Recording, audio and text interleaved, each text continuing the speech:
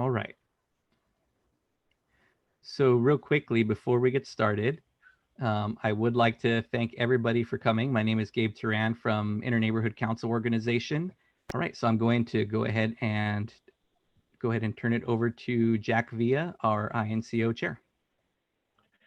Okay, good evening, everyone. It's Thursday, June 11th, a little after 7 o'clock, and I want to thank everyone for joining us. My name is Jack Villa. I'm the chair of the INCO, and with us is also Gabe Teran, the first vice chair, and second vice chair, Dan Ryberg, and third vice chair, Michael Gleason, and also fourth vice chair, Diana Velzi. From the city, we'll have, for our presentation, the city manager, Alex Nguyen.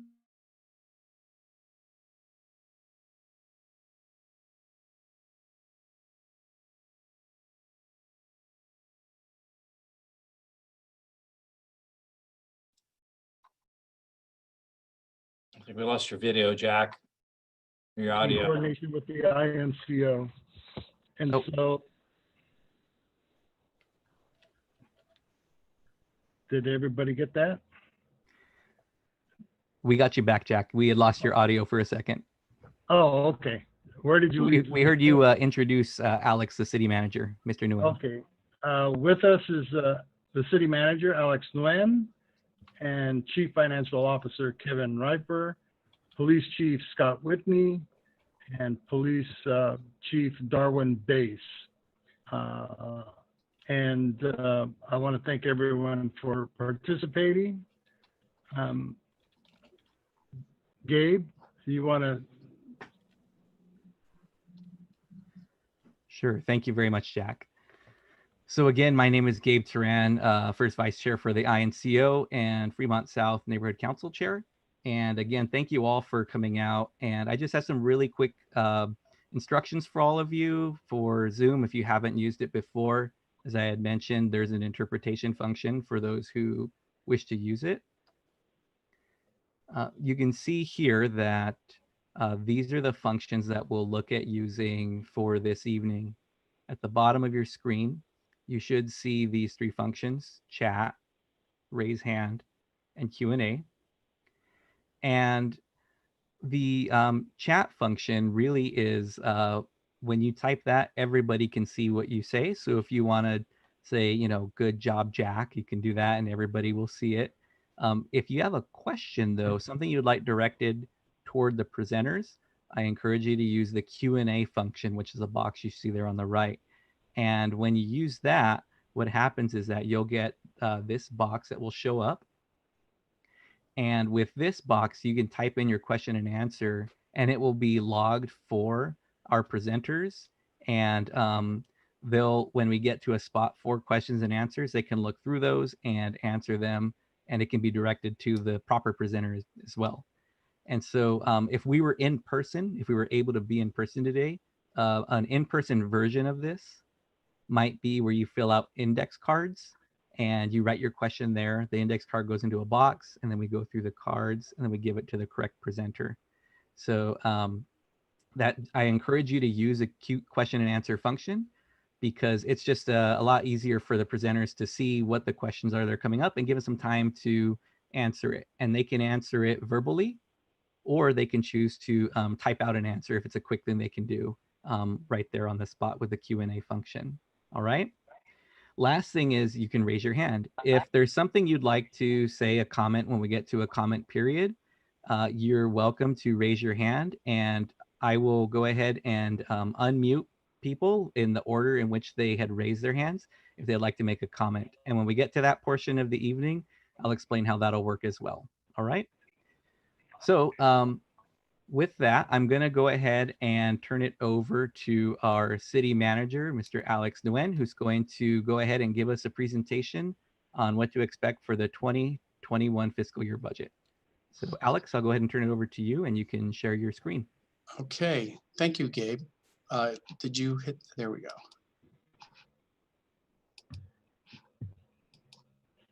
Okay, am I on? Yes, we see it. Okay. Hello, everyone. Good evening. Thank you for attending, and of course, INCO, thank you for organizing and then also giving us the time to go through this year's budget presentation. So on the screen, everyone can see the piggy bank. Yes? Yes. No? Yes, Okay. everybody sees that. So just so you know, this piggy bank, and can you see my green arrow circling the piggy bank? Yes. Okay. The piggy bank is to scale because that's all the money we have. So here's a quick outline. I'm gonna give you the big picture. We will do a very quick budgeting 101 refresher to remind people regarding municipal budgets. We'll do a recap of the last or the present fiscal year, 2019-20, which ends at the end of this month. Cover some of the progress we've made and where we were at the mid-year. Then we will talk about the forecast for this year and next year, as well as the actual budget recommendations. And then I'm going to end with our goals and talk about the future. So here's the big picture. So let me, and this is, I understand this is a very busy screen, but it really helps us with the story. So I'm actually going to start at the very right-hand side here where you have the sun shining down on Oxnard. This is always our goal, which is to achieve budget sustainability. So we can have all the proper services, especially the core services in the city, such as fully staffed public safety, properly maintained medians, trees, and parks, make sure that our 911 response times are solid, keeping up with road maintenance, as well as being in a position to actually respond to disasters like the one that we're currently in. And you can see here, and I'm going to talk about this very openly at the end, that my recommendation will be to ask the public for a sales tax increase. But overall, the goal to achieve sunshine in Oxnard is to get to a place where we are financially sustainable. Now, going back to the left-hand side, where we were this time last year, is many of you who pay a lot of attention to what goes on at City Hall, remember we had a budget deficit of $9.2 million. The council made cuts up to of $5.3 million. And we were projecting coming into this new fiscal year only a $2 million fund deficit, which is a significant improvement from $9.2 million. And at the mid-year, we were actually in a relatively stable spot, and we were prepared to propose a so-called status quo budget, which for this coming year, which meant no necessary reductions. Now, this red hole here depicts where Oxnard is in terms of just being level. I want to remind everyone, we were in this hole before the coronavirus pandemic and before the recession. So going from years past to this current year, we were still working our way out of the hole, and we believe we were nearing the top. Of course, the recession changed everything for everybody, not just Oxnard, and it knocked us off of the effort to get out of the hole and halted almost all of the progress we've been making here. So this fiscal year alone, which only has a few weeks left, we have a $8.4 million loss of revenue. And this is staggering in the sense that it happened over a 4-month period, right? For the first 8 months of the year, we were doing relatively well. So instead of continuing from here, working to achieve financial stability, we are now back to working at recovery.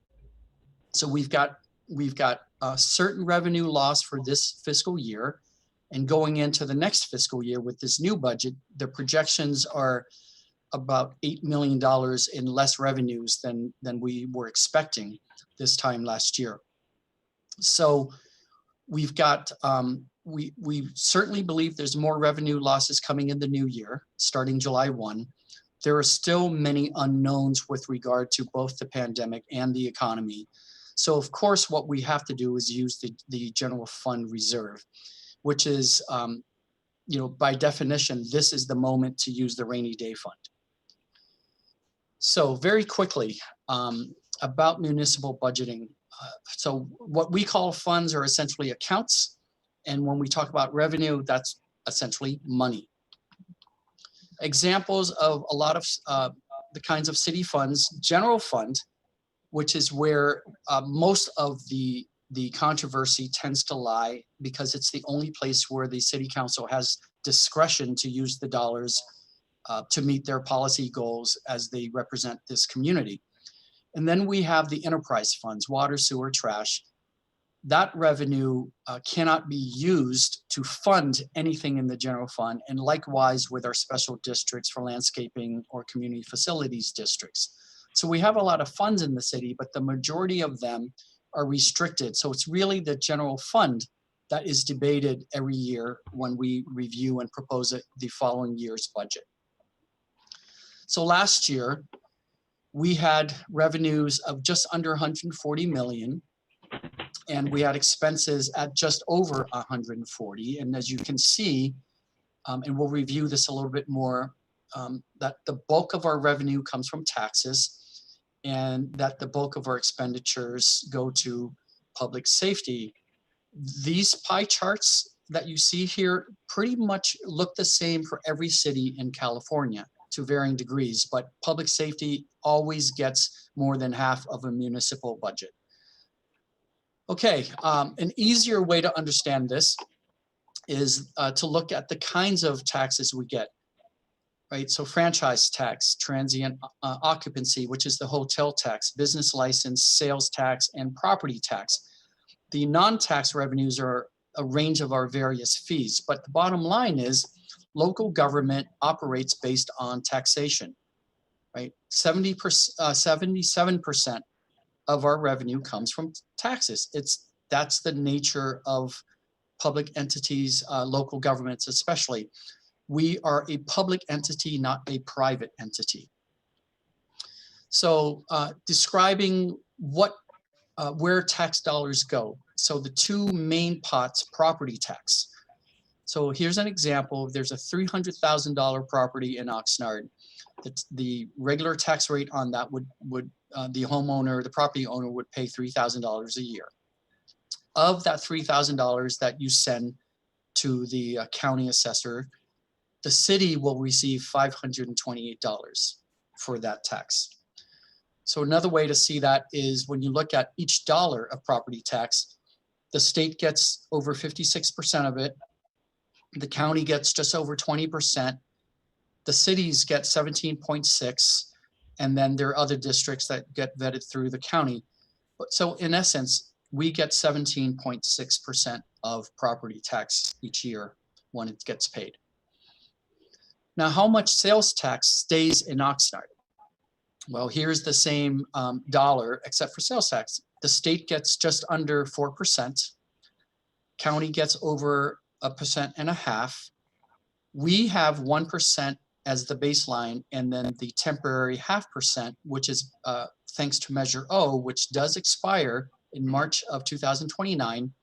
So this chunk of the dollars of a sales tax stays in Oxnard, and then there's 0.5 cent for Prop 172 and 1/4 for county transportation. So bottom line, right now we get 1.5 of the 775.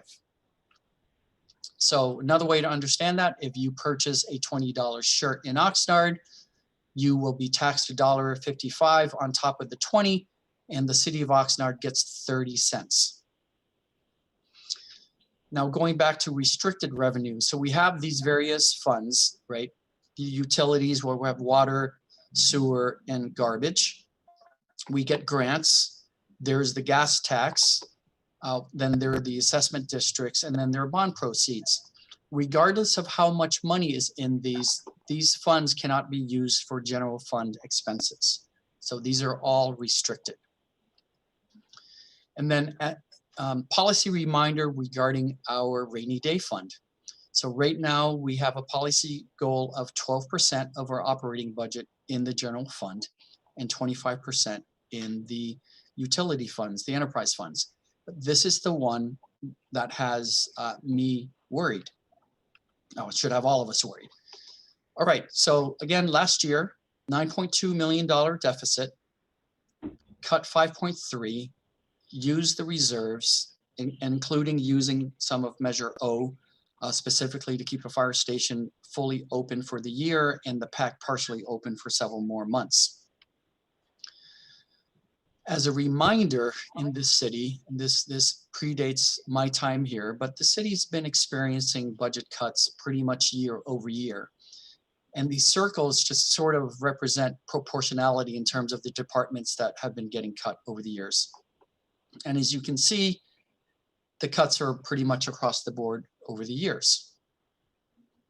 So what are the consequences that we're living with when we make budget cuts year after year? And these are things everyone's aware of. We're aware of all of this. We're not proud of any of it. A lot of our staff are actually quite embarrassed by this. So overgrown medians, they're everywhere. We right now, with the revenue that we have, we can get to them on average once a year when it should be once a month. We all know about how slow it is to keep up with our street repaving and repair. You know, we just to stay current, we really need over $13 million a year. And actually in this current fiscal year, we can only budget 11.5. Many of our parks look like this. We've not only stopped the regular mowing, which ideally we'd like to be mowing once a week. We're getting to them once a month. And we also had to cut the watering in half just because we had to save money. Cultural and community services have taken a lot of cuts over the years, and it obviously most recently resulted in the Carnegie being shuttered. I certainly do hope that that will be reopened some point in the near future. Library services have taken cuts, the PAL program, all of these youth programs, and including senior services have been cut. Now, overall, community services has been cut $5 million since 2015. So that's just a loss and a lowering or a reduction of actual services to the community. Police department. On the right-hand side here, you can see the list of actual positions that have been taken away from the police department over the years. On the left-hand side here, this is the one that worries me the most, is the necessity of reassigning 13 officers from neighborhood policing back to regular patrol.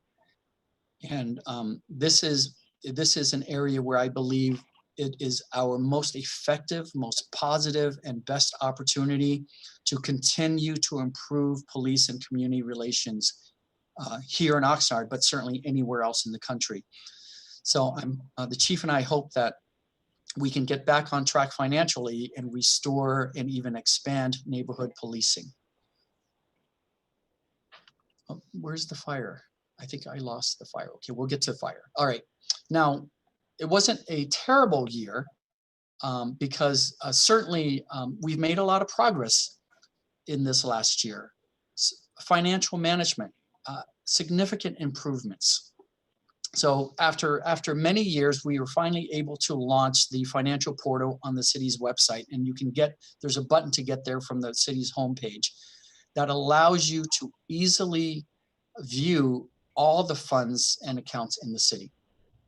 So if you really want to dive in, not just the general fund, but the enterprise funds, all the information's there, and you can dice it and slice it and view it in so many different ways: bar graphs, pie charts, line graphs. There's so many ways to look at the information. So it is all there, and it is constantly updated. This year was the first year that the city's auditor, after going through our books, came back, and for the first time since 2014, they found no new material weaknesses. So that's been an area of significant concern for many years, and we've made just tremendous progress this past year alone. S&P revised, Standard & Poor's revised its outlook for us from stable to positive, which is a good step to be taking. They didn't upgrade our actual grade yet, but it's a signal that they're preparing to. And they sent us, I believe it was a 9-page memo discussing this. And what was wonderful for me to read was they didn't focus on the finances so much as on the stability of the organization, the improvement of the various processes in the finance department, and stability of political leadership. So that all leads to us being able to refinance our gas tax bonds to save money. And this is good for, I think the life of this bond is another 18 years. But the ability to refinance it means that we are paying for those bonds. We're paying $400,000 less each year for those repayments. So that's significant. And then the auditors also sent me a letter of encouragement and just basically let me know that this city is really on a good path now. And they commended us for the stability, both in management and leadership, but also the efforts at improving transparency with the community. In the area of economic development, we've made some progress here as well. So I had proposed to the city council that we were sitting on credits at the Public Utilities Commission to underground power lines, but we didn't have any projects on deck to use that money. And we didn't, and because it wasn't enough money to do any major projects, and given our dire circumstances with cash, I made the recommendation that we sell those credits to another city that would be needing it. Now, in that market, you only get 55 cents to the dollar. But again, these are credits. This wasn't, it's not real money unless you go and do a project. So it wasn't like money that we had in our bank. So this turned out to be a good move to make, because it got us $1.77 million into the general fund. And B, because given the recent issue surrounding wildfires across the state, the Public Utilities Commission has been having serious discussions about sweeping all these accounts out to have those funds be used for replacing the PG&E and perhaps even some of the Edison major power lines to help prevent wildfires going forward. The other thing we've done is we've been negotiating with a couple of billboards companies to bring perhaps 4 billboards to our 101 highway corridor. Now, if the permits are approved by the Planning Commission and recommended to the council, and if the council ends up approving these, it would gain us $550,000 a year for the general fund, and that's the minimum. That's the guaranteed amount. In the negotiations, we may actually make some additional income each year, depending on their business, how well they do. But the $550,000 would be new revenue to the general fund, and that's a guaranteed minimum if these billboards are approved. The city has finalized its cannabis policy, and I know that was taking quite some time. The city had a go slow approach just to make sure we were learning from surrounding communities and making the best policy possible. Good news is we've done that. And in addition to manufacturing and distribution, we also made significant strides with retail dispensaries. And right now that process is underway. I believe we have received approximately 50 applications, and we are looking forward to completing that application process. And at the end of it, we should be looking at releasing 8 permits in the coming year. So we will be seeing some cannabis revenue coming to our city. I still do not believe that it's going to be the magic bullet that everyone thinks it would be. Certainly not going to be impactful to a city of our size as compared to some smaller cities nearby. We in terms of investing in South Oxnard, we came up with a concept for establishing a business, a community benefits district along the Savior's Corridor, and we were working hard to get the property owners there to get on board. Unfortunately, the pandemic and the recession has put that to a halt. Downtown, also, we were making tremendous progress with a major and qualified and financed developer to launch what would be the first large and essentially the catalyst project that we've needed for downtown for so long. Likewise there, unfortunately, the recession has put a halt to that. Sakioka Farms, that large 400 plus acre property out there by the 101 between Rice and Del Norte. So after 8 years of effort, we actually finalized the landowner's development map for that large property. And in fact, I believe next week we're also entertaining the development agreement.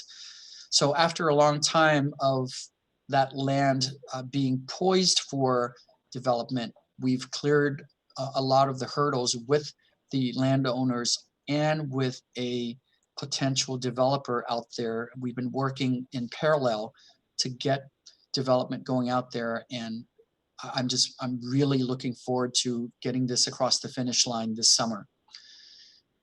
And finally, on economic development, the City Council was confronted with a very difficult choice about in updating and hence increasing our development impact fees, some of which had not been updated since 1972. And this was if any of you watched that meeting, this was a very, very difficult decision for the council to make, because on the one hand, it is crucial, it's necessary. Our fee structure was woefully outdated.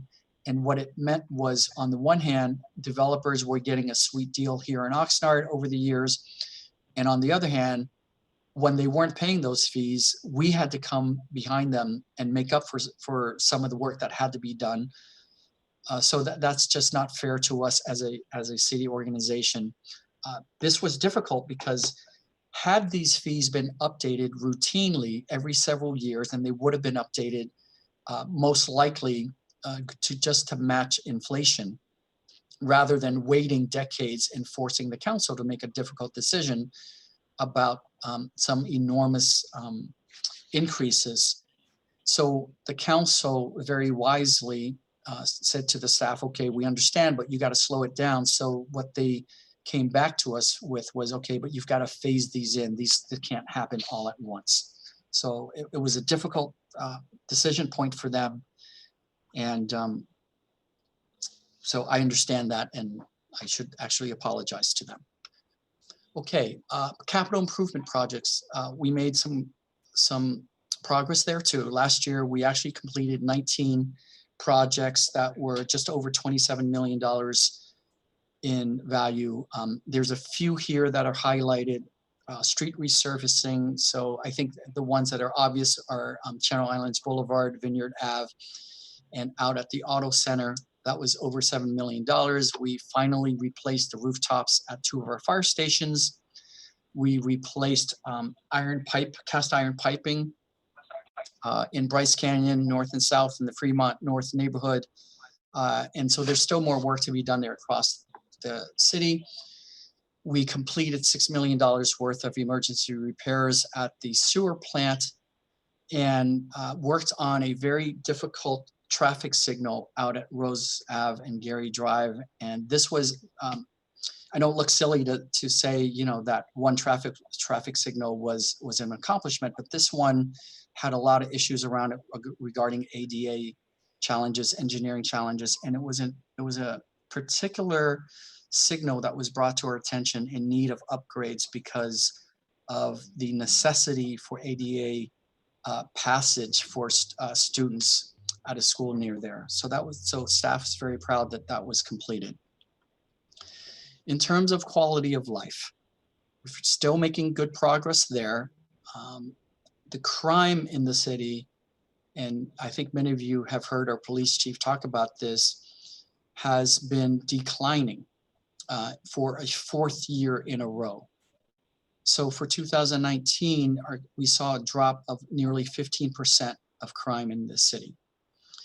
Homelessness, we actually made progress for the first time in a long time through all of our various efforts. Our number of unsheltered homeless folks in the community actually decreased by 76 people. And for the homeless, the annual point in time counts,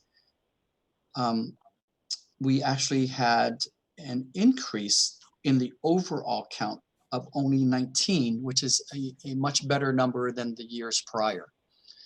So all the difficult and controversial hard work around homelessness is slowly taking effect. We continue pursuing grants, and there's a highlight here of a grant we received from the state specifically for Campus Park. So we received an $8.5 million fund to actually begin physical improvements to the park. And this will be the first real bucket of money and the opportunity to have this begin for nearly 20 years at Campus Park. Going back, the Ormond Beach Power Plant. The City Council approved an agreement between the city and GenOn, the company that owns the power plant down there. This agreement, on the one hand, it would give the power plant an extra 2 years to operate. And in return, they will deposit for us into a trust fund $25 million, and they're going to make monthly deposits. So we're not going to get the $25 million upfront. We're going to get it between now and 2023, but it will go into a trust fund to be used solely to dismantle the power plant at Ormond Beach. So we have the signed agreement that the City Council approved, and with us and GenOn, and on July 21st, the State Water Board will review it and they will make their final decision. So all indication is that the staff at the Water Board is supportive of this agreement, and we expect the Water Board to approve it. The meeting's on July 21st. I will speak most likely through Zoom, like we're doing here. If for any reason they're opening the meeting to have it in person, then I will go to Sacramento and testify on behalf of Oxnard. We've also paid attention, different idea in South Oxnard. We had a concept to create a Zocalo at Centerpoint Mall. We'd worked with the mall owners and gotten them on board and actually quite excited about the possibility. Again, the pandemic and the recession has put that to a halt, but I've been staying in touch with the owners, and they are still very interested in pursuing that as soon as it's economically possible, which means as soon as this recession starts to recover. And finally, the council also recently approved the city's broadband fiber infrastructure plan. And the plan is actually set out to leverage private investment to basically light up our fiber network throughout the city and offer better and higher internet speed access to businesses and residents. We also made some progress in correcting past errors. We, council approved a contract with a new management company, a golf course management company at the golf course to eliminate city subsidies. And in the first 8 months of this year, they were actually doing, of this fiscal year, they were doing quite well. Pandemic recession set them back, but for whatever reasons, the segment of the community most itching to end the stay-at-home order were golfers. So as soon as the county lifted the prohibition on golf courses, the golf course started filling up again. So perhaps they'll recover faster than the rest of us. The council also approved an agreement with Sterling Ventures to operate the Performing Arts Center without city subsidies. As soon as we signed that contract, the pandemic and the recession hit. And there's no predicting, even when the state and the county lift the restrictions of those sorts of entertainment gatherings, there's no predicting when the community at large will feel comfortable packing into a theater. The good news is we've also remained in touch with the operator. They have no concern about walking away from the contract. They're committed to staying here and working through this recession. They're also thinking about ways to provide outdoor drive-in movie experiences in the parking lot. So we're working with them for those ideas. And by the way, in South Oxnard, the owners of Centerpoint Mall are also very interested in providing that kind of amenity for the community. So we may see sometime this summer drive-in theater movie experiences again here in Oxnard, which is a good way to have that kind of gathering and yet keep people safe from spreading the virus. We made some more progress in terms of improving government accountability and ethics, and I'm very honored that I think it was 82% passage from our voters, so that was good news. Finally, the ERP, I think many of you have heard about this controversy over the last few years, but it's essentially the central brain / nervous system of the city's computer software program, and we've been using a program that was started in the 80s, a software program, and it's just had become antiquated for this organization. So we finally got into a contract for a new program, and that will be launching. It's actually already starting. So that is going to do wonders for us, both in terms of how much staff time it takes to do what we're doing now, reduce the opportunities of human error, and actually helps in terms of transparency, because this system will also feed the dashboards that we have online for people to see our finances.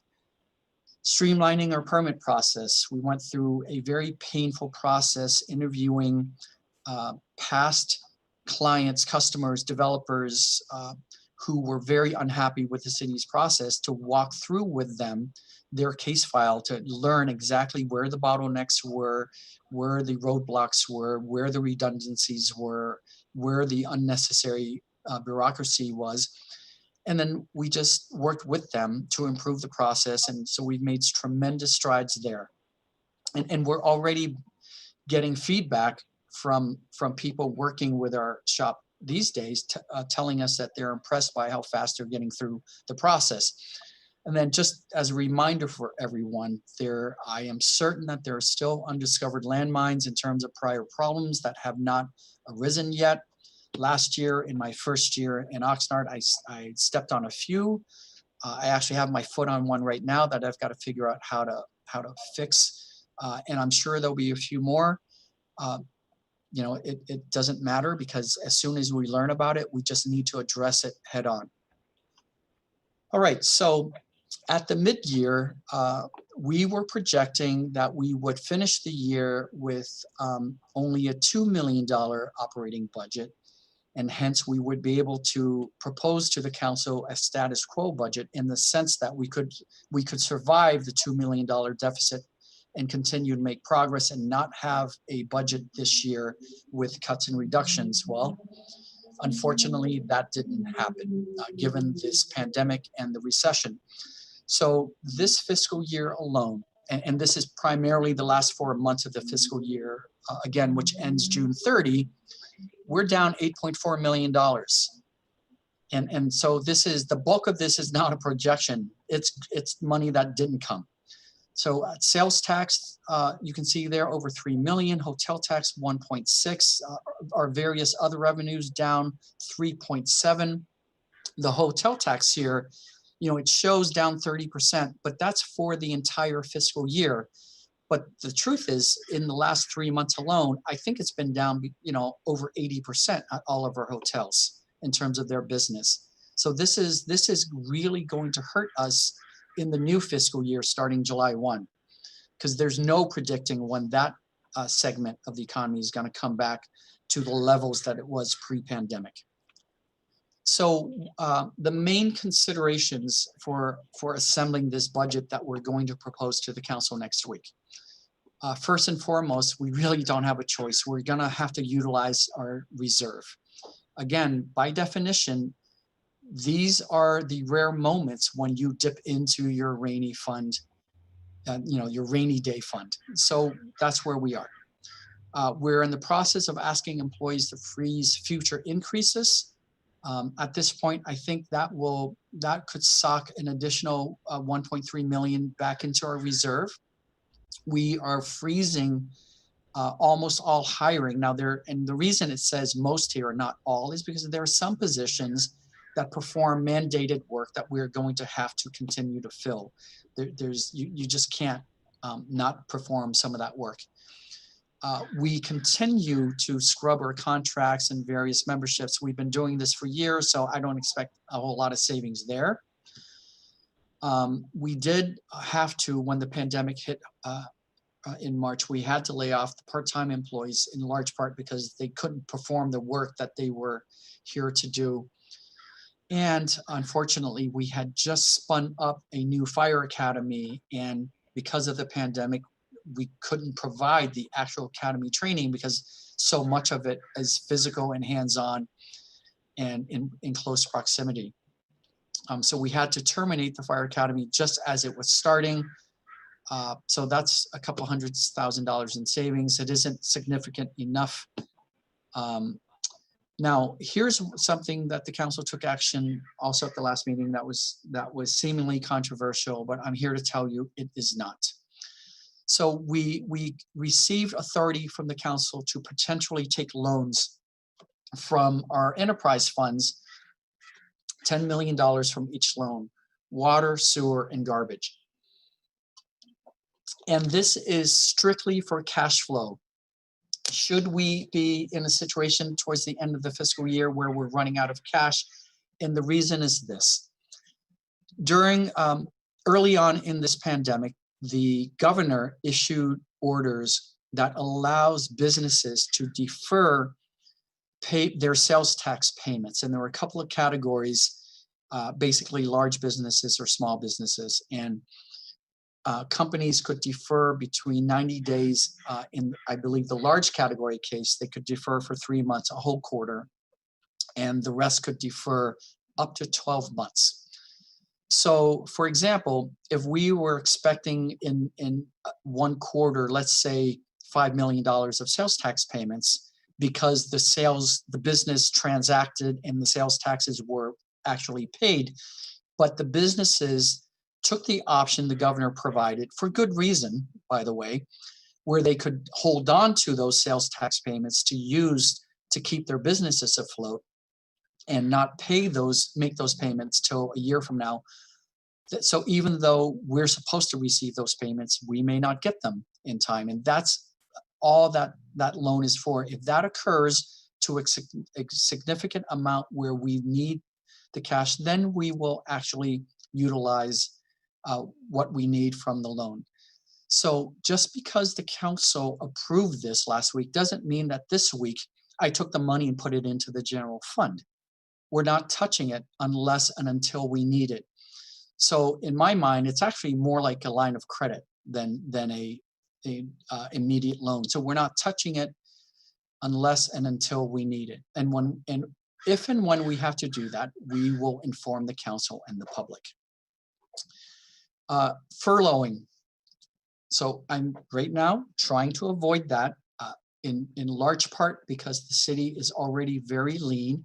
Last year in my first Oxnard budget, I had to recommend to the council some serious cuts that included laying off 32 actual employees. That was a very, very painful and difficult thing to do. And we're trying our best not to do that again. Same with eliminating entire programs, because that's really where we're at with the condition that we're in this organization.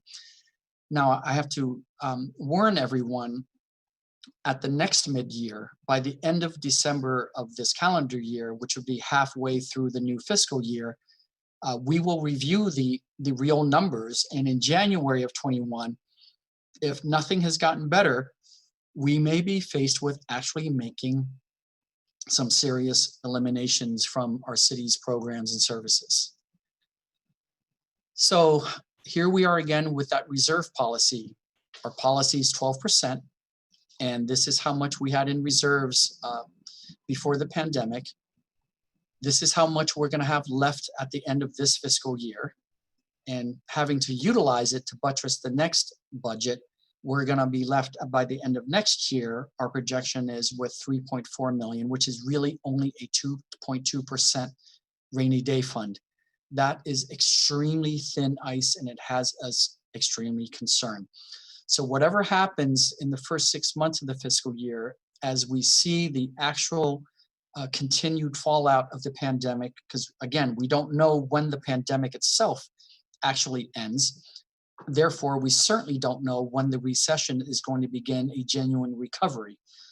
So, and this is the predicament for all cities and states. It is this has nothing to do with anything we've done here in Oxnard in terms of the current conditions. Now, to be fair and frank and honest, our health and our condition as an organization coming into this pandemic was very, very weak. So some of you've probably heard me say, we're like a city that had underlying conditions before this pandemic hit. So we were not in the best of shape to be confronted by such a crisis. And that is definitely on us. So here is the actual budget proposal that I will be presenting to the council next week. And it's actually quite simple because there are not many moving parts. I don't believe this to be nearly as controversial as it was last year.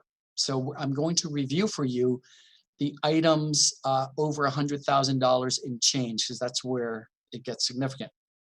So city clerk's office will need an increase of $112,000, and that's for the general election, the election in November.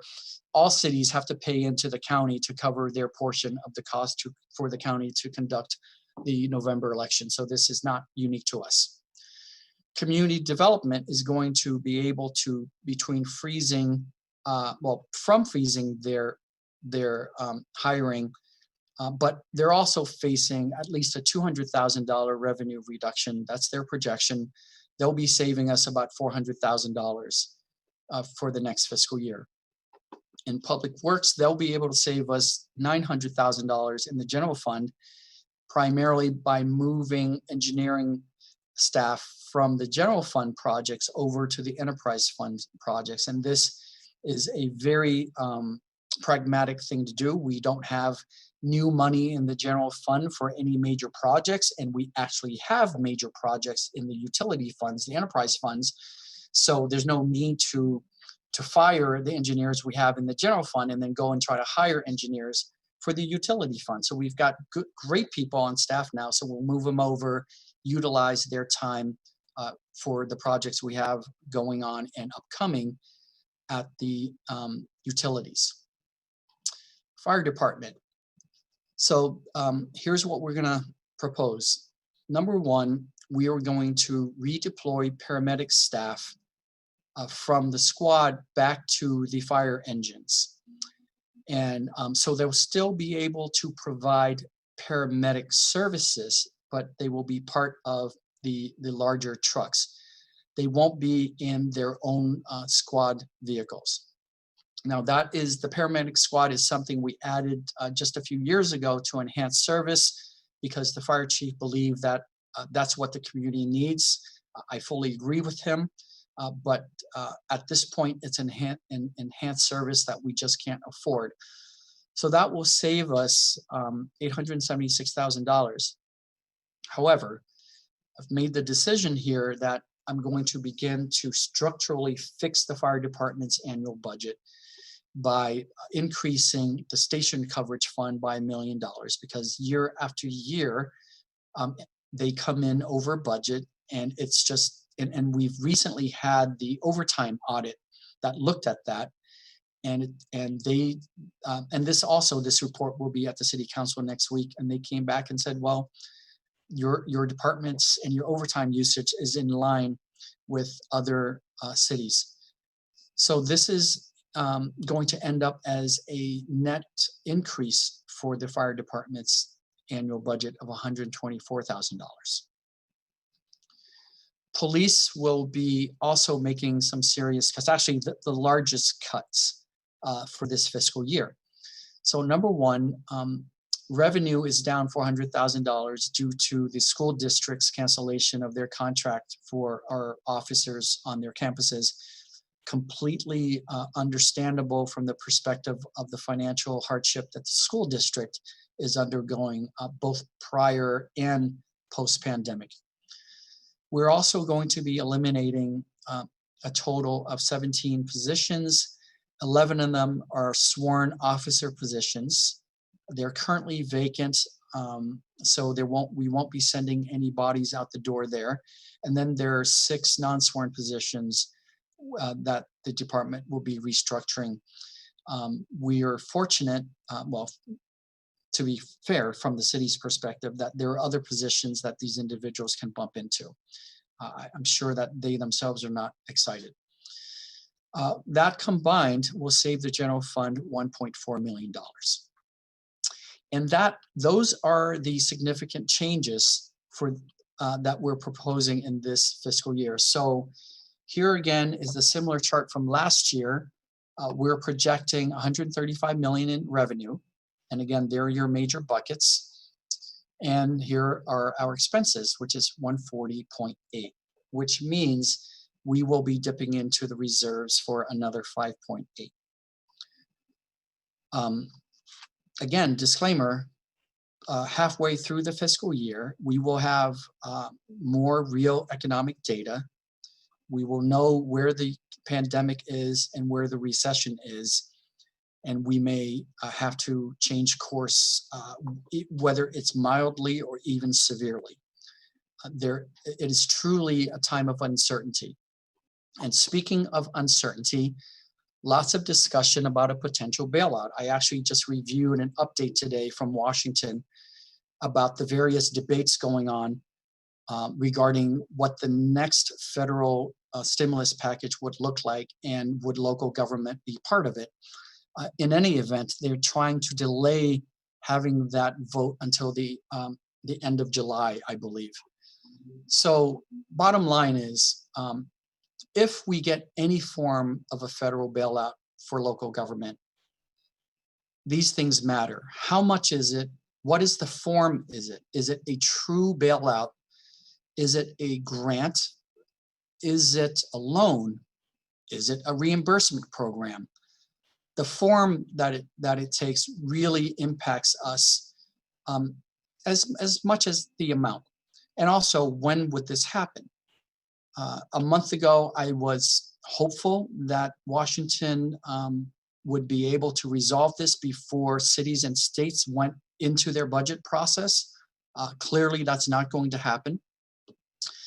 But the bottom line on the right-hand side of this slide, regardless of a federal bailout, number one, if it's not basically $17 million or more, it's not going to change this particular budget that I'm proposing. And the reason is that $17 million represents lost revenue. It doesn't represent anything we did wrong. It's lost revenue. And because we're sucking it at a phenomenal rate out of our reserve, my recommendation to the City Council would be, if we were to get an actual grant from the feds, would be to restore the reserve immediately and not to spend it on anything else. Now, number two on this slide here on the right-hand side, any bailout is a one-time injection of money, and it would not resolve our actual fiscal problem in this organization with this city. So yes, it would be wonderful to get a government bailout if it's an actual grant, meaning we don't have to pay them back. And if it's actually $17 million or more, I will dance in the streets. But that would be a quick dance because it won't last very long, because our financial structural problem has been with us and would stay with us unless we change course. So having said that, so that's the budget presentation, by the way.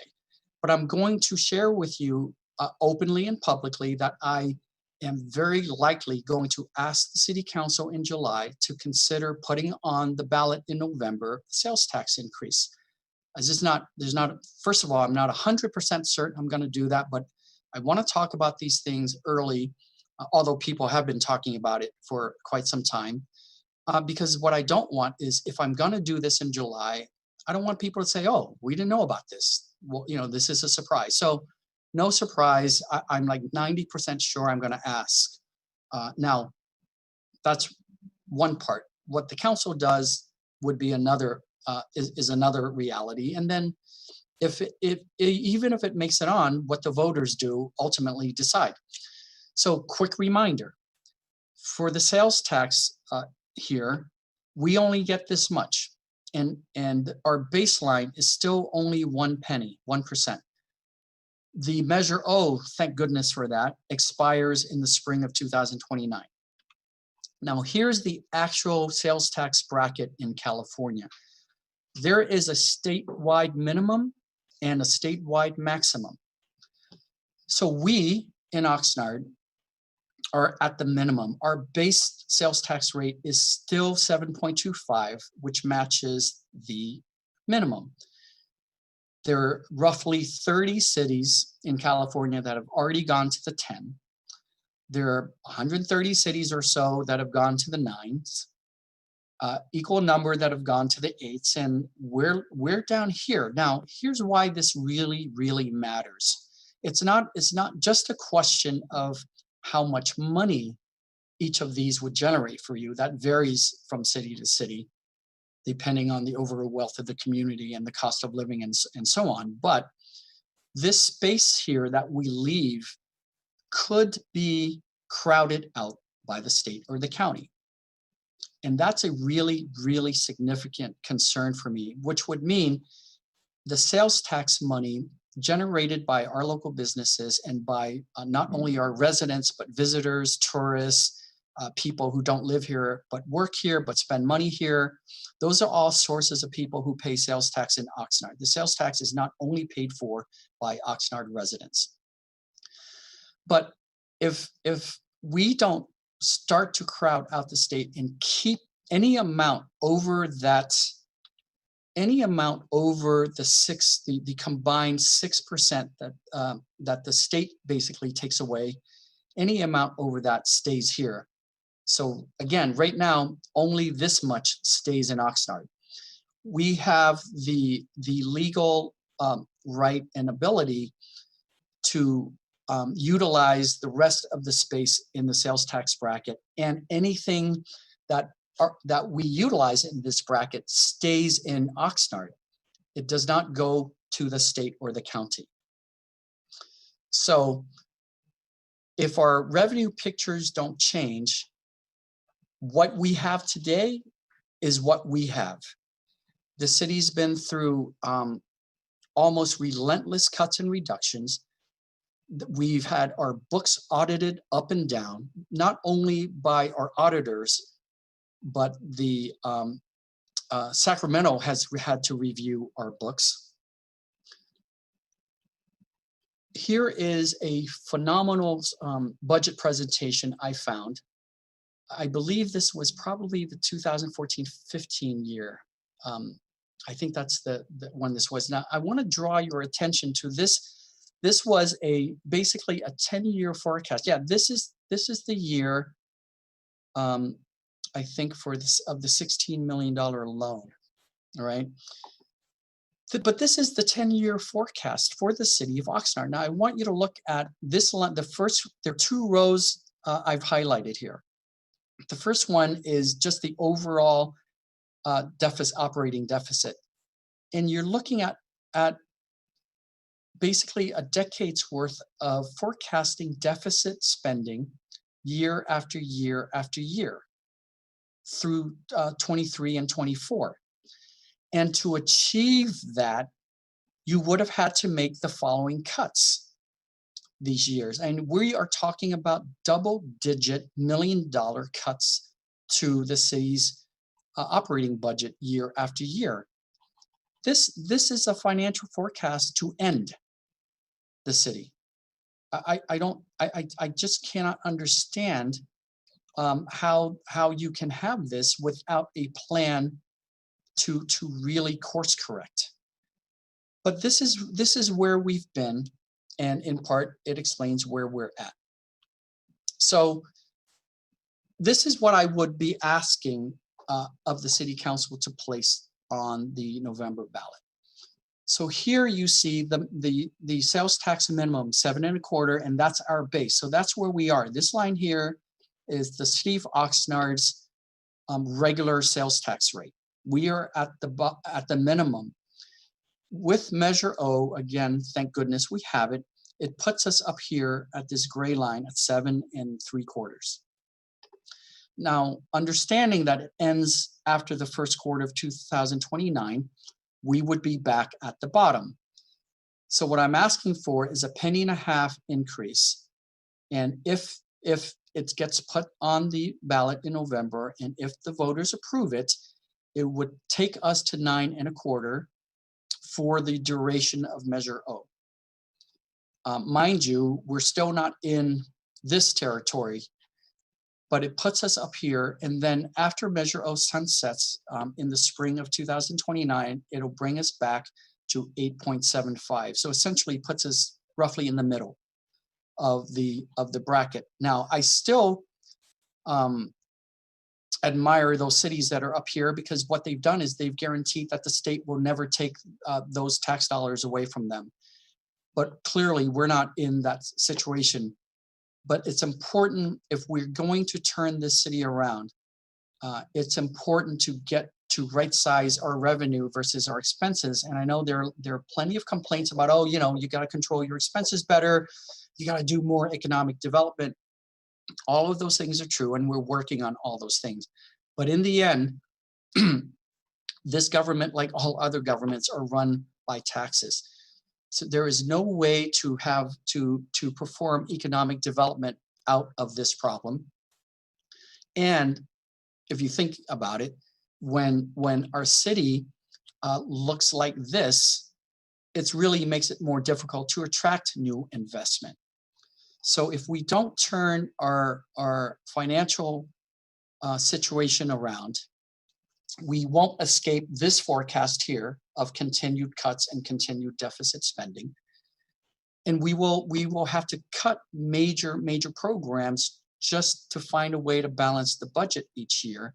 But it would mean a serious reduction of so many things that this community holds dear in terms of the programs and services that we can provide. So again, going back to this part of the big picture, our goal, and this was, by the way, the goal prior to the pandemic and prior to the recession. This is always our goal: get back to financial sustainability so we can provide the core services at the levels that everybody wants and that we, the staff, want to deliver. Again, I know it's terrible timing, but we don't have a choice. Like I said, we were or are a city with underlying conditions, and we got hit by this pandemic and this recession, and we've got to work extra hard now to recover. But we also need, beyond recovery, we need to get to a place of stability. So Gabe, with that, I'm going to turn it back to you. Thank you for giving me the patience for making a long budget presentation. We have, again, as a reminder, the police chief, the fire chief, and the CFO are all here to answer questions, as am I. Thank you, Gabe. Great. Thank you again, Alex. Really appreciate the presentation and for you taking the time to present it to the general public. So we have a number of questions that came in. Some of them actually were sent in ahead of time. And so I have put those, if you see them when we answer them, it'll show it's from me, but I really just copied and pasted them. They were sent to the email address that you got when you registered. So a couple of them, I was trying to group them up because there are a few that are common questions. I think the first one here, though, is regards to the sales tax you were just talking about. And I'll just read it as it's asked. It says, is there a significant sales tax increase on the table? We just talked about that. Is there a water utility increase planned? How does the city expect citizens to be burdened with this when many are just getting by prior to this and already at individual financial peril?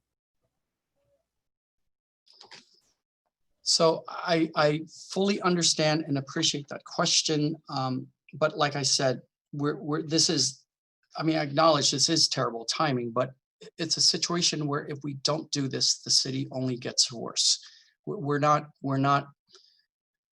when I look at both the history of the city and the financial situation of the city, what I'm telling everyone is this is necessary, because it doesn't get better. It's bad, really bad in some instances, and it's only going to get worse. So again, it isn't just us who live here that pays the sales tax, but so do many other people who either visit here or work here but don't live here. So the burden of it is not entirely on us. But again, I would not be recommending this or contemplating this if I did not believe that it was necessary. All right, thank you for that. Next question we have here is again in regards to the economic impact that we've had. And it says, aside from the impact of COVID-19, what other items impacted the decline in our revenues?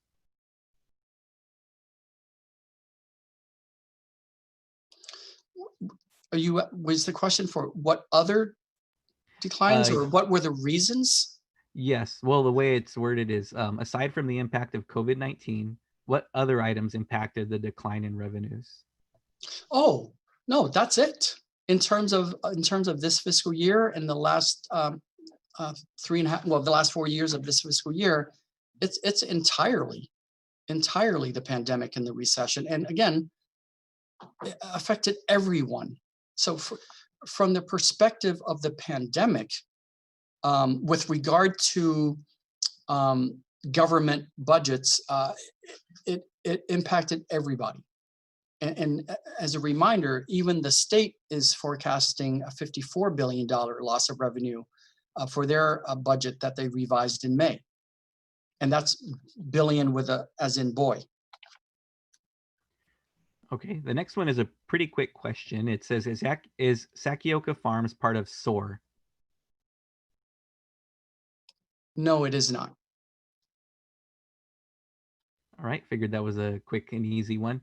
So the next couple ones are kind of around landscaping, some public works ones. And so I'll start with one that had to do with streets. How much does Oxnard invest in street repairs during 2019-2020?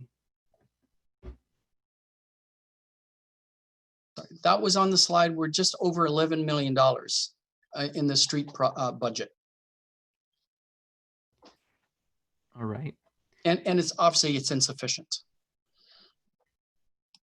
All right. And then let's see, there was another one about Campus Park. Sorry. Okay. What is the city planning to do with the old Oxnard High School or Campus Park in the near future? Is the 2021 budget allocating funding to start construction of the park that has been promised for years? So I don't know that there are real plans with the high school. And in terms of the money for the park, I mentioned it in the presentation, we did receive an $8.5 million grant from the state specifically to begin improvements of the park. So we're starting that process. Okay, so that probably answers the follow-up, that one which says, with the $8.5 million, where does Campus Park stand up to date with the changes that have been made with funding?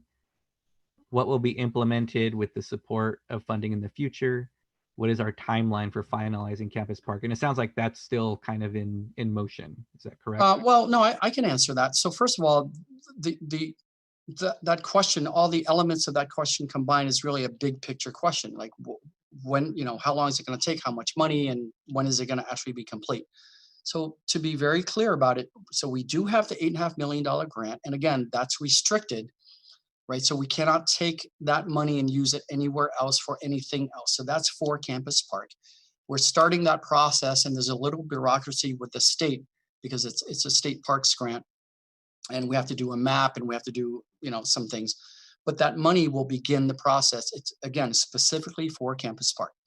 Now, it's hard. It's a large property. $8.5 million is not going to get a whole lot done, but goodness sakes, it's a solid, tangible beginning. Now, following up on that, as I sit here today, there's no money to continue that work. right now. Now, if we're fortunate to continue to get grant funding for that, that would continue. But if our financial picture doesn't change, there's no money to add to that grant. Okay. I think this is one of the last ones regarding public works types things. So this one asks, is there consideration to deferring CIP or capital improvement projects that are not funded by grant money to help bridge the near-term shortfall? Right. Well, number one, we don't have CIP projects in the general fund this coming year. We just, because we don't have the money. But if there's something that was grant funded, again, that would have been a restricted fund. So if we have grant funding, we should go ahead and do the projects, whatever they are. And we should spend grant money as, you know, hopefully as soon as you get it, you start spending it. It's not a good practice to sit on grant money. Yeah, absolutely. All right. These next couple ones are going back to the sales tax increase. Where does the sales tax go into for the city? And does it go into the general fund? Yes. All right. And then can the sales tax increase be retained for our city? If not, what other tax would be retained only for city use? I think what they're asking is, if the voters pass the 1.5 cents, does all of that go to the city? I think that's what they're asking. Yes, absolutely. The state doesn't get to grab that. Okay. And the next one, it's similar to the first one we had, but it does bring up another part of it. Of the allowable sales tax rates, which cities are at which percentage? I think that means, you know, who else has their own kind of city or municipal sales tax rate on top of the state rate? And could we share this as public information, please? Yes. So what if I get to the discussion in early July about the sales tax, I'm going to provide a lot more detail like that. But the bottom line is, if you remember that slide where I showed all those cities that are above the minimum, right? Anything above that, they keep. So again, the state keeps the base amount, which is, I think, 6 cents, right? 6.25 goes to the state, I believe. Cities get the penny, and that's hence your minimum in the bracket. So anything that you approve above that, you get to keep. And that's my whole point. If we don't start to take crowd out the state from that space, they could come in. And would this make us the highest sales tax rate in the county? In the county, you know, it might. I don't have the data right in front of me. It might, but here's the thing. And this, again, we're gonna have a more robust discussion about this. We will survive that in terms of economics, right? But not to mention, we need it. And some of our neighboring cities have higher property tax values than we do. So I'm much less concerned about that comparison than I am about our fiscal condition, and B, the potential for the state to crowd us out there. Okay. And I think that based on the questions we've seen here, that may be something for the public to consider, because the rest of the question does read, the increase of sales tax would impact many who are at minimum wage or below a living wage and already burdened with paying more than those who are at higher income brackets. So, all right, well, thank you for that, Alex. We have a couple questions in regards to the police department now and the police department's budget. And so let's see. The first one is, was there an increase, or there was an increase in the police department's budget from the adopted 1920 fiscal year? What was this for, or what was this used for, and how did that happen? Hi, Gabe. It's Scott Whitney. Hi, Jack. Thanks everybody for tuning in. That 159,000 was from the salary increases, the adopted MOU that the union got that was mid-year, so that's what it was for. All right. How much money will be allocated to Oxnard PD for the 2021 budget? It's 62.8 million. It was in the report, but that's what it is. Okay. And then this one was touched on in the report, and maybe Chief Whitney, you might have an idea about the mechanics of this. It says, why is Oxnard PD charging money to schools for a service that residents must receive from this agency at no cost? Right. So essentially, the short answer is it's for enhanced services. This is common in most cities. Schools, if they didn't pay for the school resource officer, the officer would go back to patrol, and then the officers would respond to the schools when they had calls, as opposed to having an officer on campus at all times. Okay, so it's specific, it's a service specific to the school district or those. Right, right. It's very common. All right. The next one, why is there a need to increase budget for police if crime is down 14.9%? Yeah, our budget's not going up. We're taking a budget cut. Okay, would you say that the level of service that Oxnard PD is providing, do you think that that influences the crime rate going up and down or staying steady? Yeah, definitely. Definitely. We affect the crime rate by good police work. Essentially, you focus in on the offenders, you focus in on where the crime's happening, you have good relationships with the community, they help you to solve crime. So yes. Okay. Let's see, there was another one here. Why do police get a bigger percentage of money than firefighters? We live in Southern California and fires are a yearly occurrence. And I'm not sure if Chief Whitney, Chief Darwin, or Alex want to address that one. Yeah, I can. It's probably comparable in Oxnard to what it is in other cities. It's all cities, no matter what the service, it's based on the demand, and Oxnard isn't particularly hit with the wildfires.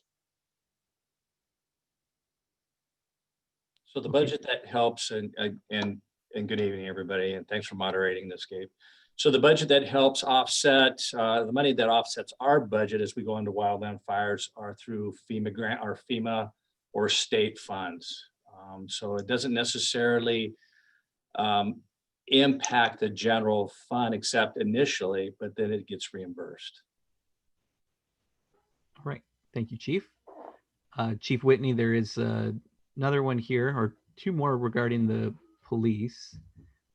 The first, so this one is, I can actually combine them and I'll just read it out. It says, regarding the police proposed budget of around $62.8 million, it was said that our budget mirrors those found in cities all across California. This was the reason given to why our proposed budget is $62.8 million.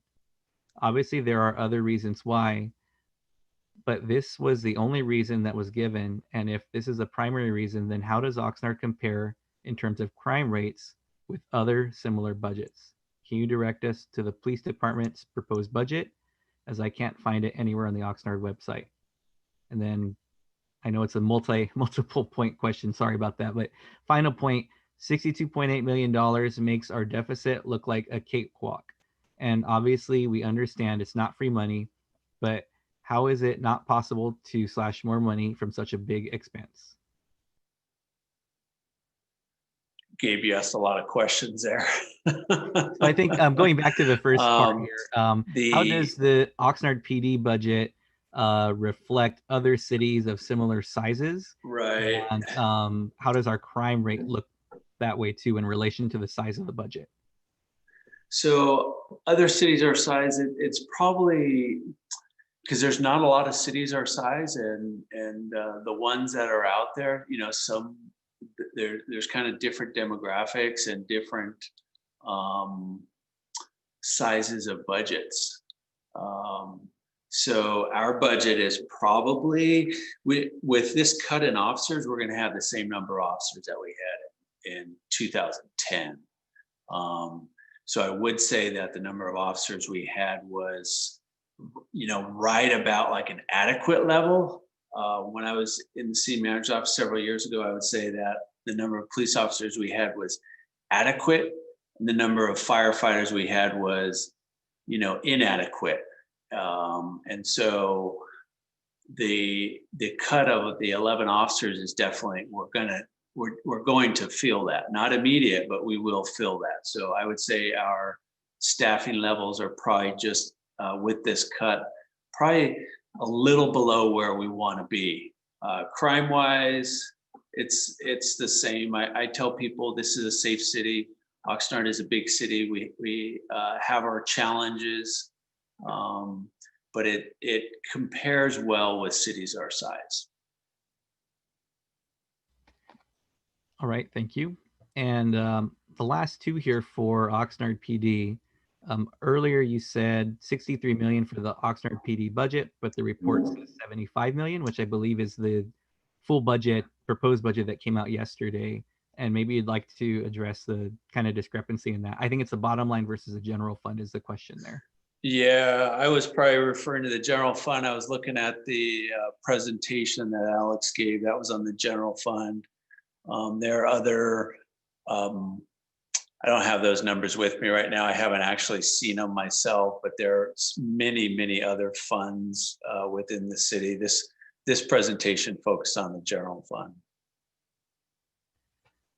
All right, great, thank you. And how is the 62.8 million from the general fund utilized by Oxnard PD? What does most of that go to, I think, is the question.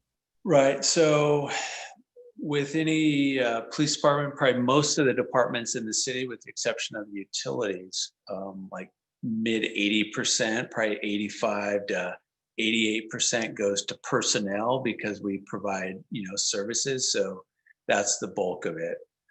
Within the police department, we have, the very basic people in uniform out in the field. Those are patrol officers. That's the bulk of the budget.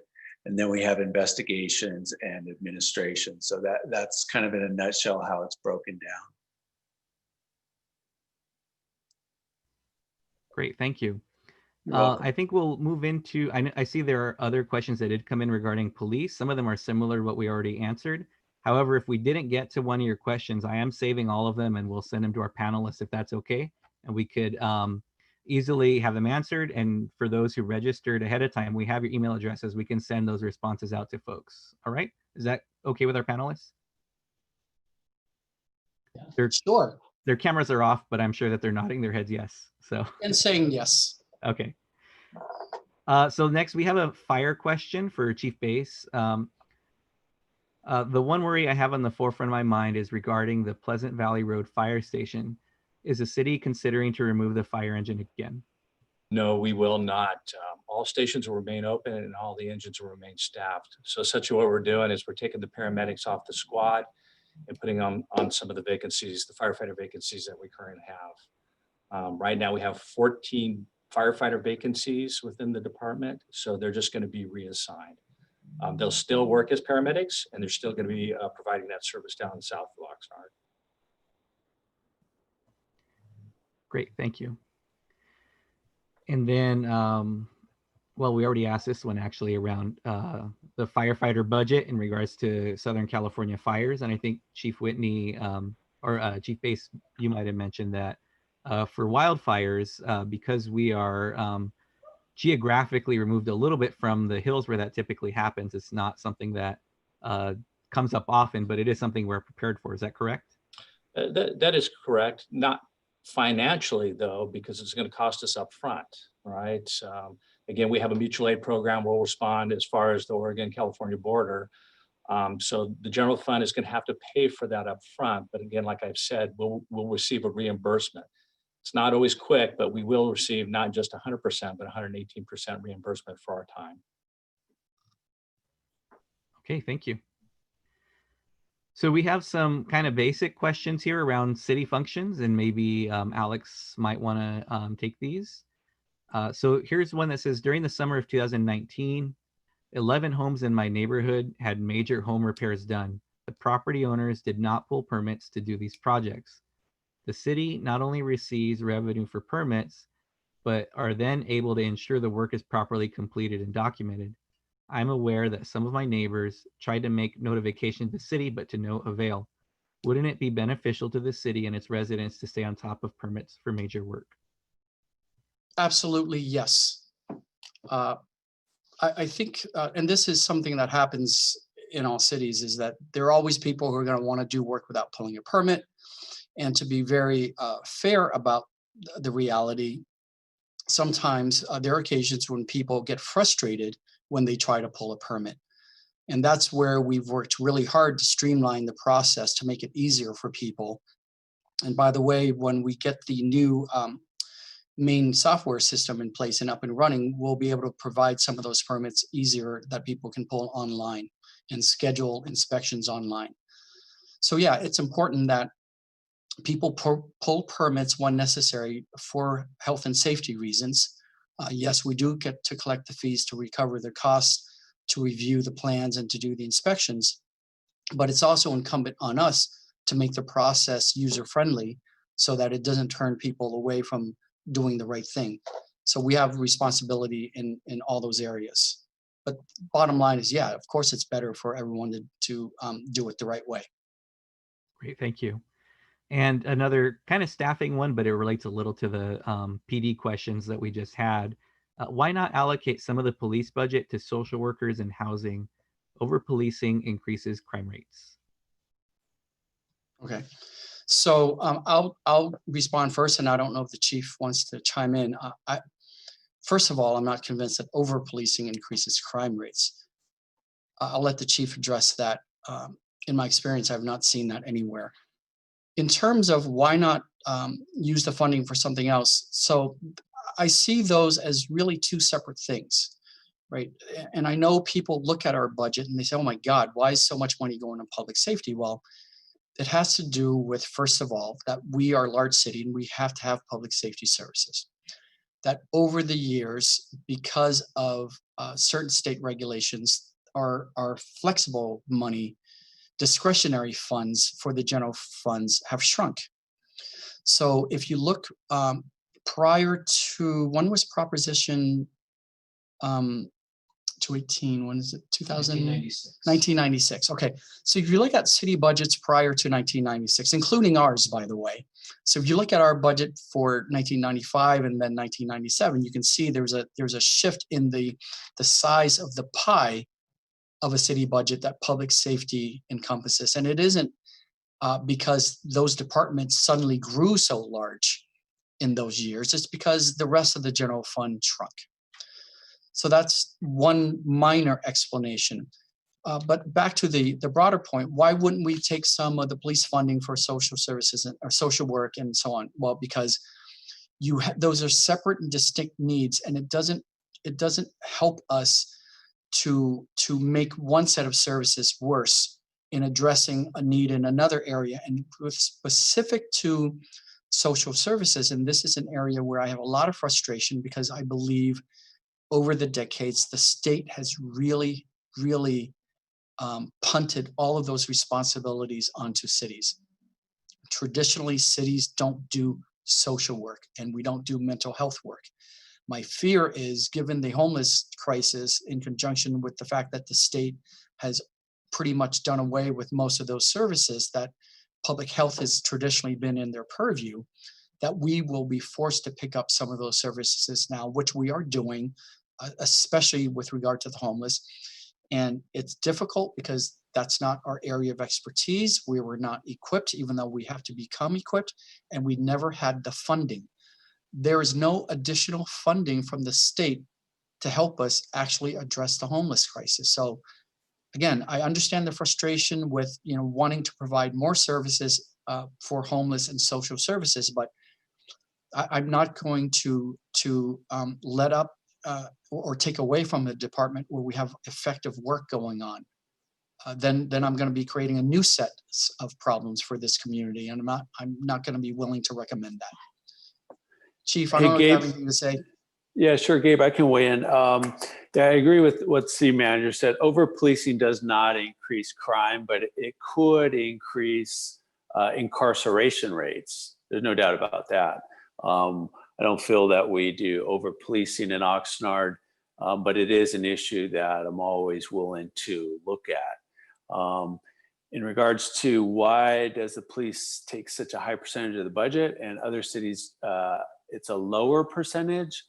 If you look at it, cities essentially, like the easy answer is cities that have more money, public safety is going to be a smaller portion of the budget, because all cities are going to have a very basic, very fundamental services that they provide, and it starts with public safety. And then as cities get more money in their budget, they're able to do more things. Thank you. Great, thank you both. The next ones are, again, these are actually staffing questions for the city. Would there be savings if the city were to implement furlough days? And then as a follow-up, what does one furlough day equal to in terms of savings? So the answer would be yes, if we implement a furlough.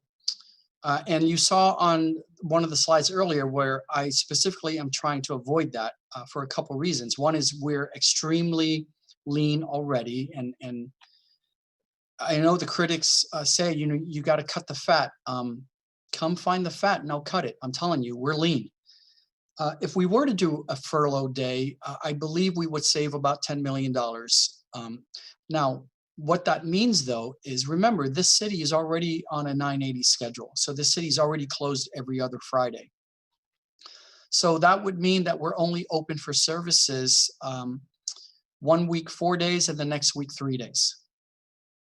And we're not going to function well that way. It just makes no sense to me. Again, if you're in a healthier fiscal condition, and then you're hit by a recession, a temporary furlough is a good tool, but it would really decimate our services.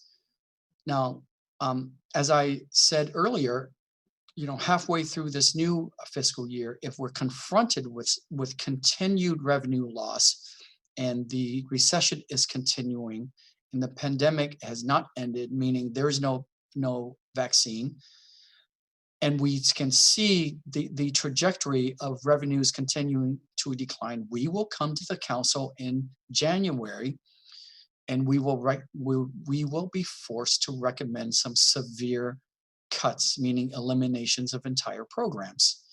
I just hope we won't need to do that.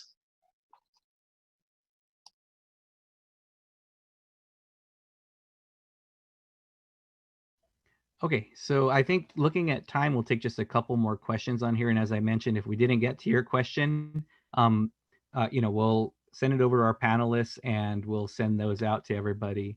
And I'm trying to go through them to see what is similar in questions, so that maybe we can answer a couple questions with just having it asked once. So my apologies on that if we did miss yours, but we will get to them. And so the next one I have here again is in regards to staffing. And so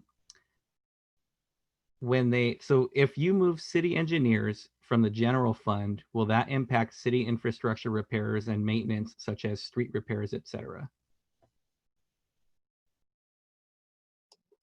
It won't impact the ordinary repairs. What it does is it just doesn't allow us to start any new capital improvement projects.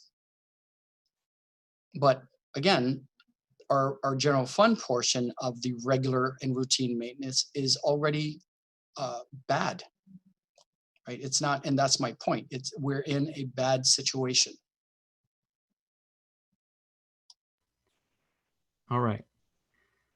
Are there any large businesses that have committed to move to Oxnard and then bailed after COVID? There's one that I'm aware of that we had been negotiating with, and actually it was just this week that they told us that they just can't continue the process they were in. Good news is, though, we have been in a negotiation for about 6 or 7 months with another very large business that if we cross the finish line this summer will bring us much needed jobs, and they are not bailing out, they are pushing forward. So I feel very positive about that in terms of the potential jobs that could be here in a few years. Great, thank you. So as we round things out, given what's going on right now, I can see the theme around the questions for Oxnard PD, and I want to honor as many of those as I can. Appreciate it, people sending those in. There is a question that I think is probably one that might be simple for Chief Whitney to answer. It's, why is Ventura PD's budget $48 million compared to Oxnard's $75 million? Yeah, I'm not sure. I don't know Ventura's dynamics. They are about half our size, so that's not surprising to me. I mean, it looks like their budget proportionally is bigger than ours. So in regards to a city their size, what you're saying is that their size and their budget amount allocated to them, if you compare apples to apples, they're actually funded at a higher percentage than what Oxnard PD is. Is that correct? I mean, it looks like it from those numbers. I haven't looked closely at their budget recently. Yeah. Okay. And then there is a question that came up. They said that I marked it answered, but we didn't answer it. What were the reasons for revenue decline in prior years?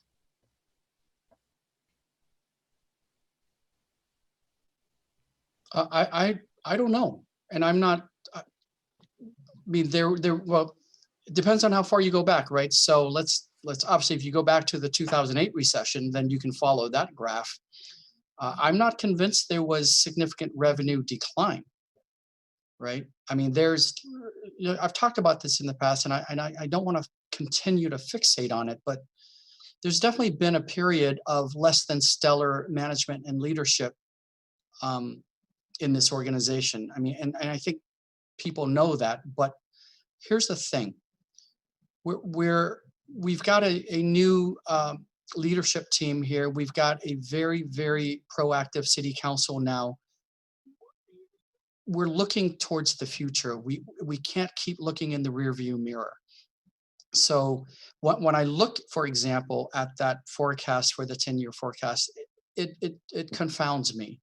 The one that they proposed back in, I think it was 2015. It's confounding, but you know, I can only look at the time that I've been here, and we're unfortunately, again, as we were just starting to make some really concrete progress this past year, we get hit with this pandemic and this recession, and it's just the worst timing possible for an organization that was still climbing out of a hole. And remember, we were in the hole before this recent events around the world.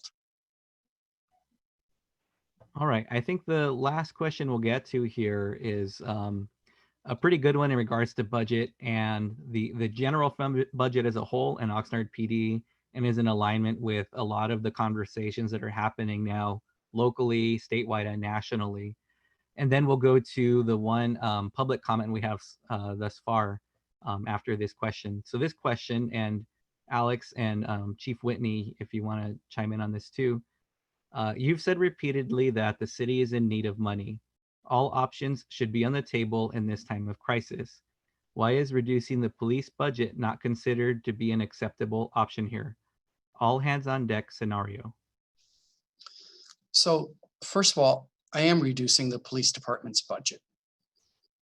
Number one. Number two, relative to what's happening across the country, what we need to do here as City Hall leadership is examine the city of Oxnard's context with regard to policing.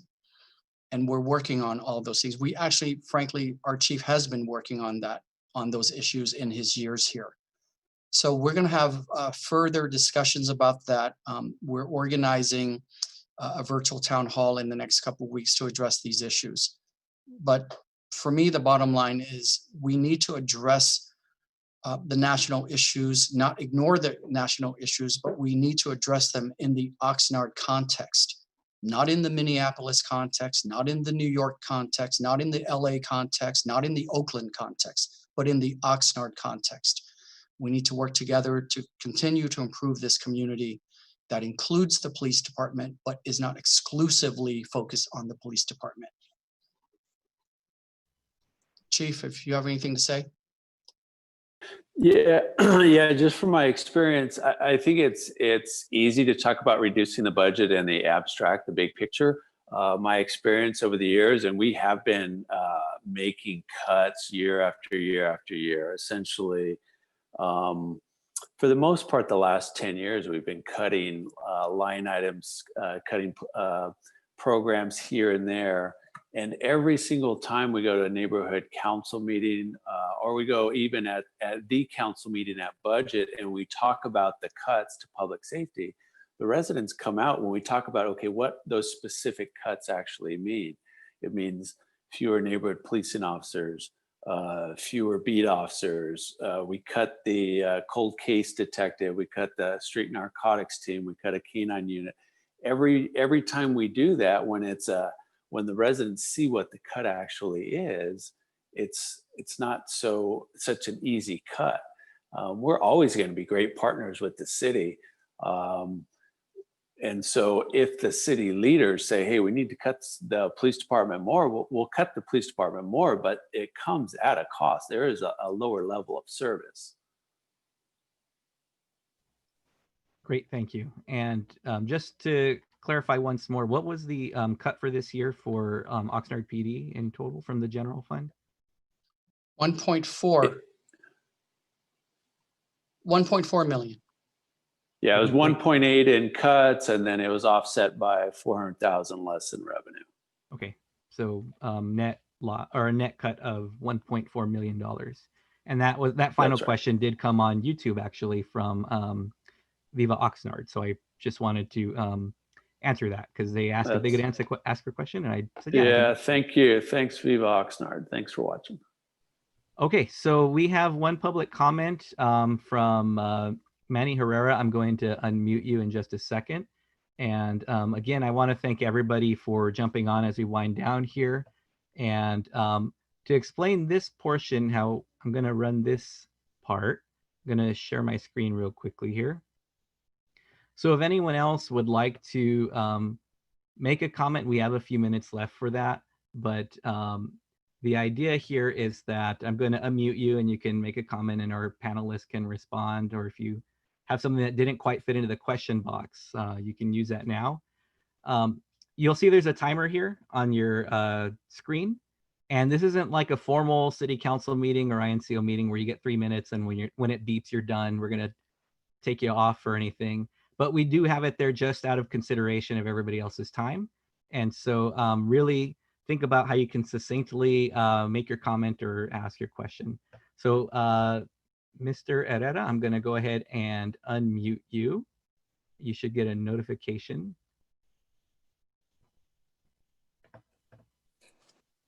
Okay, can everyone hear me? Yes, sir. All right, well, first of all, thank you so much for doing this. You know, one thing I've always said is informing the people and giving them a chance to speak and give their concerns is always a great thing for everybody involved. So I want to thank everybody for making this happen. So Mr. City Manager, and I say this with all due respect, if you recall last year during our budget talks, you know, you had proposed, you know, shutting down the PAC and the fire station, you know, et cetera, et cetera. You said that that's what had to happen and there's no other way around it and, you know, et cetera, et cetera. We, you know, the citizens and others didn't agree with that. And we pushed a little and we said, look, let's figure something else out. Let's see what we can do, you know, et cetera, et cetera. And then we were able to save the PAC. We were able to save the fire station on the south side. So, and again, I'm not trying to put you down or anything. I'm just saying, you know, that's what happened last time. You said that was it. There's no other way around it, but it turned out that there were other options. So my question to you is, are you sure this is the only option we have right now with this sales increase? Is that the only option? Have you looked at other options? I do know, and I commend you for stepping outside the box and looking for other revenue, like the billboards and the PUC credits and all that. I mean, that brought in some money. Now you didn't mention some of the salary cuts that the top management is getting. So I'm glad you guys are doing that. When I first met you, the very first day I met you, I talked to you about that. I said, hey, this budget, these budget cuts are affecting everybody, not just the citizens. So why aren't top management doing their part? And it looks like finally they are. So my first question to you is, well, that's my second question, is top management reducing everything they can? I mean, what about the like car allowances and all that other stuff, what I call perks?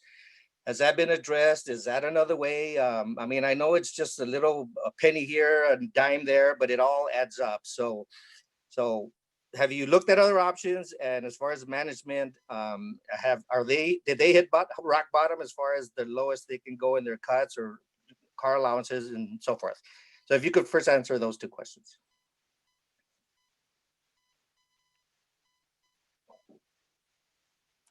Gabe, am I back on? Yeah, I can hear you. Okay. Oh, yeah. So, hi, Manny. How are you? Good. How are you? Yes, I love the fact that you always remind everyone that the first time we meet at my first council meeting, you asked me to take a pay cut. I love that, which is great. So, so first of all, are we looking at other ways? And you know, to your point about last year that the community saved the fire station pack. Listen, yes, the community encouraged the council to go into our reserves and to go into Measure O to save those places for the fiscal year. So the truth is, you didn't save those entities. What we've done is we continued, in essence, the credit card spending program for a city.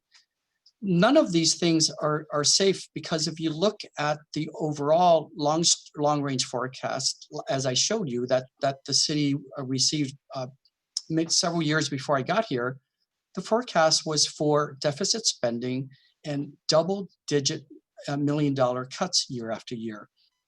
So these things can't be saved unless we right-size our revenue and our expenses. And it is not an issue where everyone's overpaid and we got too many people. We're in a labor market with other cities. So yeah, I did get the executives to take reductions for this coming year. And as you know, I volunteered my own larger pay cut. Believe it or not, those amounts aren't going to make a huge difference in the budget. Right? I just believe that we had to do that was the right thing to do to send the right message.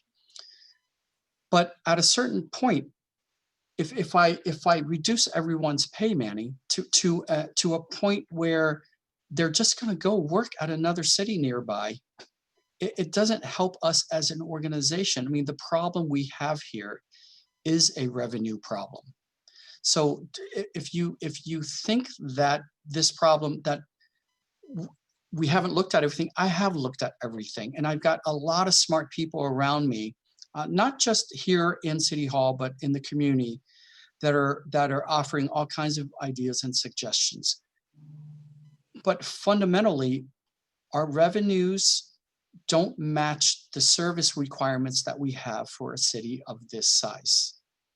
It really, really just comes down to that. So we, like I said, we're making progress on economic development areas in those areas, but that alone is not going to turn it around.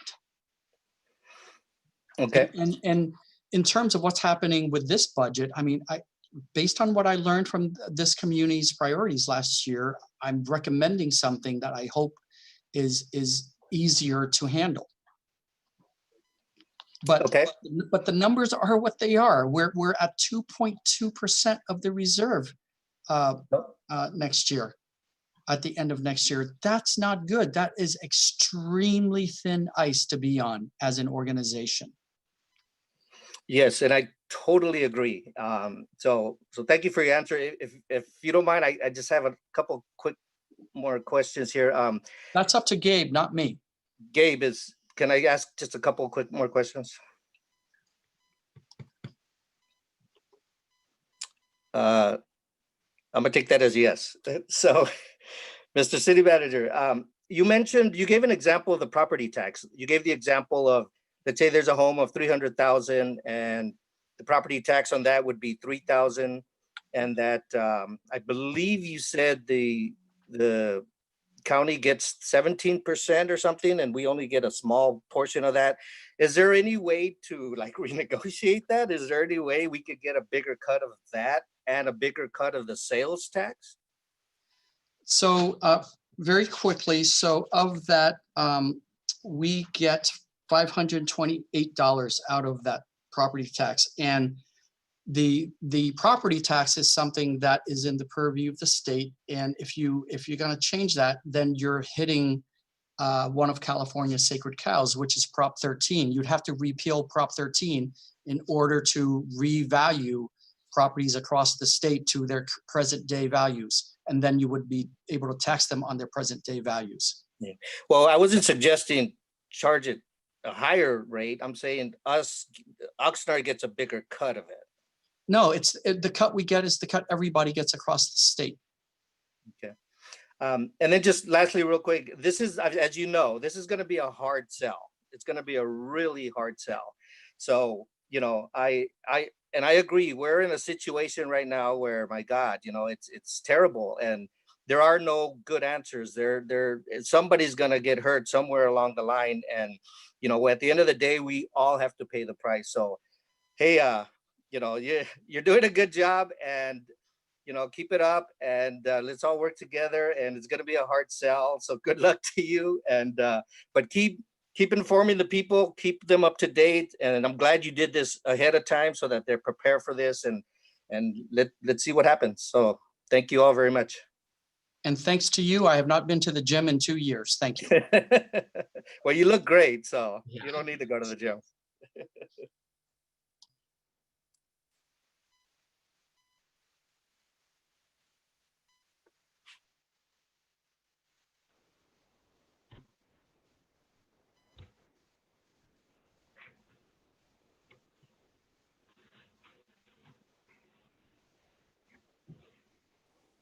Gabe, we can't hear you. I think you're still muted, Gabe. Yeah, you're right. Actually, I turned my microphone off. Sorry about that.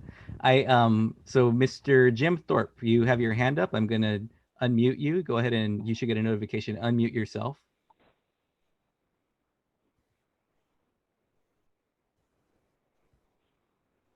While he's doing that, I made a comment that I don't need Manny to threaten me to not go to the gym. I don't go. So.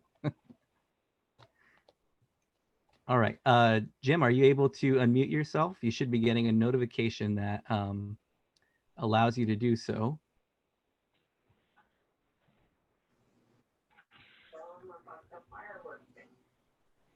Yes, I was you able to unmute myself. All right, go ahead.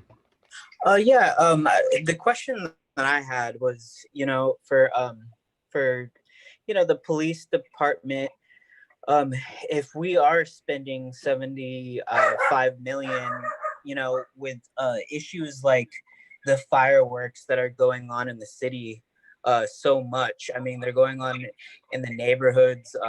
They've even come into my yard very close to my house. And I have called, you know, the Oxnard Police Department to come to take care of the matter.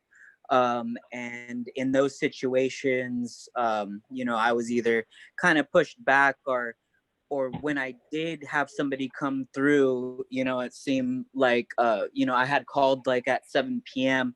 and then I didn't get a response until 1:45 in the morning.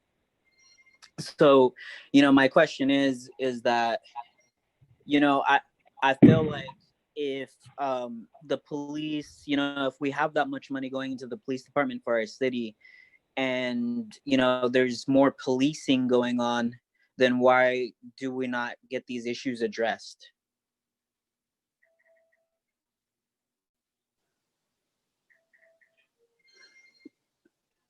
Yeah, Gabe, can you guys hear me? Yes. Yes, we can. Yeah, so the fireworks are out of control in our city right now. I was yesterday working in my office. I left at 10 o'clock. I was in there from 8 to 10, and I heard probably every hour at the police building about 4 loud mortars. They sounded like bombs. I don't know what the percentage of our population is that fires them off, but if it is, 15 or 20%, you're still talking about, thousands of people that fire them off. And if they fire them off in their backyard, those mortars that I heard last night, they could have come anywhere from, a 3-mile radius of the station. So it's super frustrating. It's super frustrating for us. There's only so much we can do. We can't force a way into somebody's house or somebody's backyard. One of the things that we're going to do this year with the drones is we're going to have the drones up the weekend of the 4th of July, and we're going to try to cite houses where they're firing off the fireworks. But there was a question earlier about over policing, and does over policing increase crime? And I said increases incarceration. That actually is like a perfect segue into this dialogue of how much policing do you want us to do? How aggressive do you want us to be in citing fireworks? So it's a good question. 4th of July, I would say we have, I don't know, like I said, I don't know these numbers exactly, 15 or 20% say the population either lights them or is implicitly condones them. Probably 40 or 50% of the population is, very frustrated because of dogs. Maybe they're elderly, they have physical conditions, PTSD, etc. So it is frustrating. When I left last night from work, it was just one call after another coming in for fireworks. So it's very frustrating for us. Thanks, Gabe. Thank you. And just as a quick follow-up to that, thank you, Mr. Charles, for that. I hope I'm saying your last name correctly. The response time for police, it seems like I saw that there were goals in the budget report that was released yesterday as far as response time by Oxnard PD. How close are we to hitting those at our current level of funding and service? Like when he brings up a really great question about response time for reports, and I'm sure there's prioritization and a number of factors that play into it, but how does that look for response time from OPD? Yeah, response times so there's most of the calls fit into 3 priorities. Priority 1+ is a violent crime in progress. We hit our numbers on those almost all the time. It's like 85% of the time we hit our numbers. So it's good for that. And then there's a priority 1 call. Those are crimes in progress, and it goes priority 2, priority 3. The reality is, and it's interesting to me, there's this assumption on this call from many commentators that whatever the number is, 62 or 75 million, that somehow that is an overabundance of funding in police. And I will tell you that it's not. It's adequate, just barely adequate. And so any police department on the priority 3 calls, it's going to be an extended response. It's just the nature of the business. Great, thank you for that. Okay, so we're a little past 9 o'clock, and so I'm going to go ahead and close things out here as far as the Q&A portion. All of the questions that were submitted, they're not going to go into a black hole. I will organize them and send them over to our panelists. And then once we get all the questions or the answers back, we can send it out to everybody who registered for the event, because that's why they ask for your email address when you register, in case we need to follow up with anything. So you can look forward to those. We did have a couple questions come in on the YouTube live stream, which is great. I'll include those as well. So thank you for folks who are asking questions on the YouTube live stream. So thank you again to all of our panelists, to Mr. Alex Nguyen, our city manager, to our police chief, Scott Whitney, and to our CFO, who I know was there with Alex. And then He's here, but he's not doing any work. and to our chief, fire chief, Darwin Bass. So thank you all very much for that. And Jack, do you have anything you'd like to share as we close it out? As No, I don't. Just thanking everybody for their participation and those listening, and hopefully it went great to everybody. Great. Thank you all again to very all much. of you too. Yes, thank you. Thank you Thanks, all very Gabe. much. Have a Thank great you, guys. evening, and we will follow up with all of these items. Thank you.